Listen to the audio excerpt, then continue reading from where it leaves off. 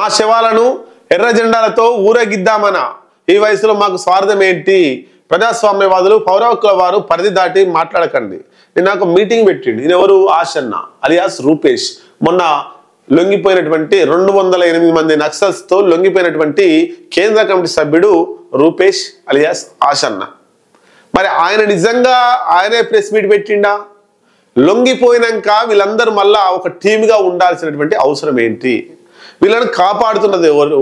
వీళ్ళకు బువ్వ పెడుతున్నది ఎవరు? వీళ్ళకు ఆ వీడియో రిలీజ్ చేయమని చెప్పింది ఎవరు? ప్రెస్ ముందుకు రావాలి అని చెప్పింది ఎవరు? అంటే దీని అంతా వెనక అంతా కూడా రాజ్యం, ప్రభుత్వం కుట్ర ఉంది, పోలీస్ కుట్ర ఉంది.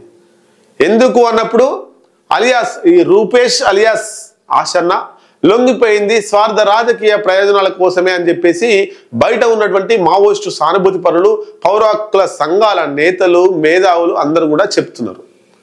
మల్లోజుల వేణుగోపాల్ అట్లాగే ఈ ఆశన్న ఇద్దరు కూడా మావోయిస్టు పార్టీ ద్రోహులే అని బహిరంగంగా ప్రకటన విడుదల చేసింది మావోయిస్టు పార్టీ.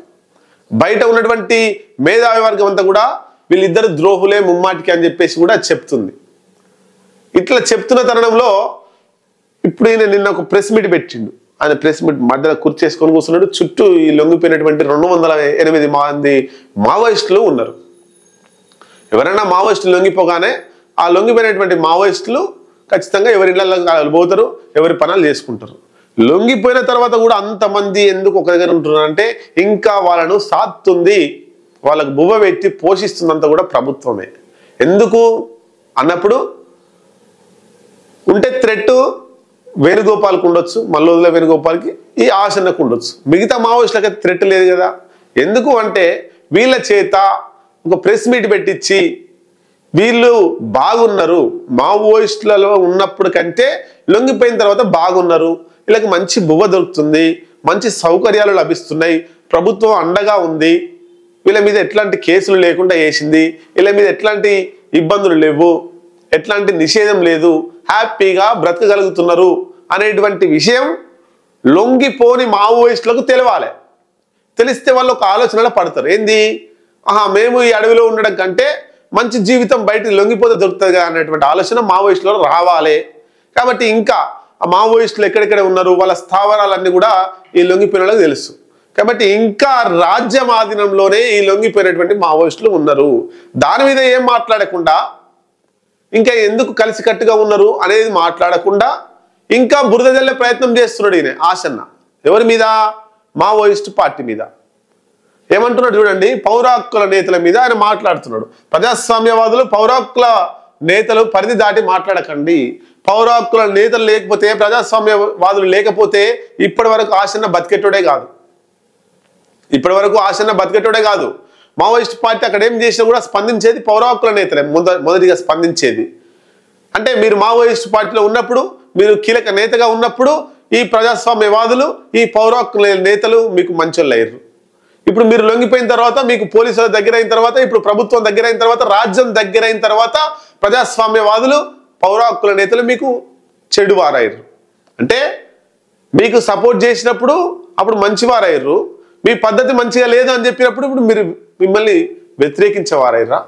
అంటే మీరు సిద్ధాంతం నమ్మిరు కదా, 40 ఏళ్ళు మావోయిస్ట్ పార్టీలో ఉన్నారు కదా, మరి సడన్గా లొంగిపోవడానికి కారణం పాపం చనిపోయినటువంటి నంబాల కేశవరావు కేంద్ర కమిటీ కార్యదర్శి మీద ఒక అపవాదు వేసేటువంటి ప్రయత్నం, కుట్ర జరుగుతున్నది.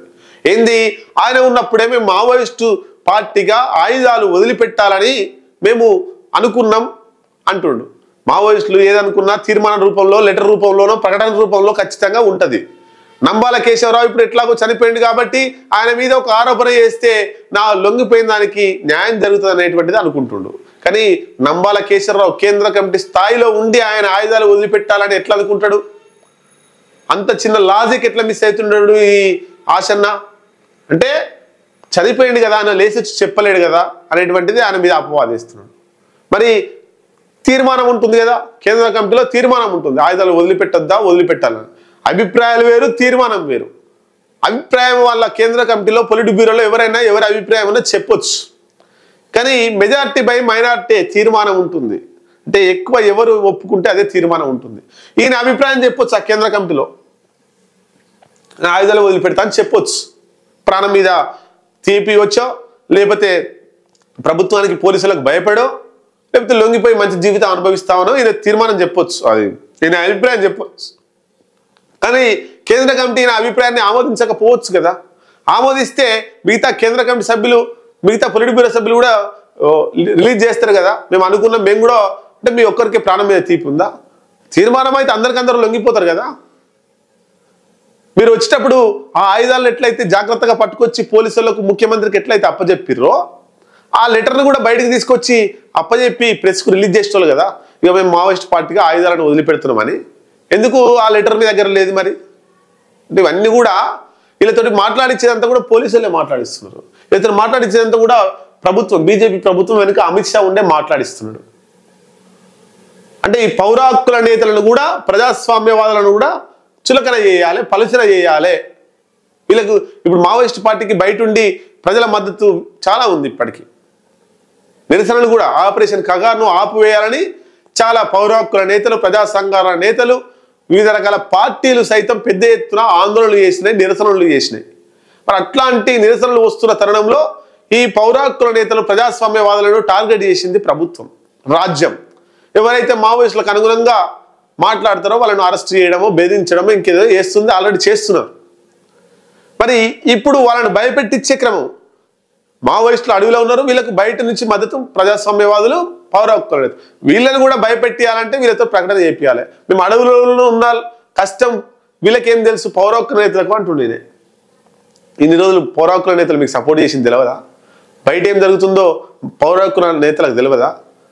ఎన్కౌంటర్లు, బూటకప్ప ఎన్కౌంటర్లు నిరసిస్తూ మీకంటే పెద్ద ఎత్తున బయట పౌర హక్కుల నేతలు చేసారు కదా. అప్పుడు అంటే మొత్తం ఈయన మాట్లాడుతున్నంతా ప్రభుత్వానికి అనుగుణంగా, ప్రభుత్వం చెప్పి చేయిస్తున్న దాంట్లో కుట్రలో భాగంగా ఈయన పావుగా మారిండు. మరి మా శవాలను ఎర్రజెండాలతో ఊరేగిద్దామనంటే ఇన్ని రోజులు సోయలేదా? ఇన్ని రోజులు ఎందుకున్నాం మరి మావోయిస్ట్ పార్టీలో? ప్రాణం మీద తీపి వచ్చింది కదా ఇప్పుడు. అంటే మావోయిస్టులో ఉన్నప్పుడు చచ్చిపోతారని తెలియదా? ప్రాణం పోతుందని తెలియదా?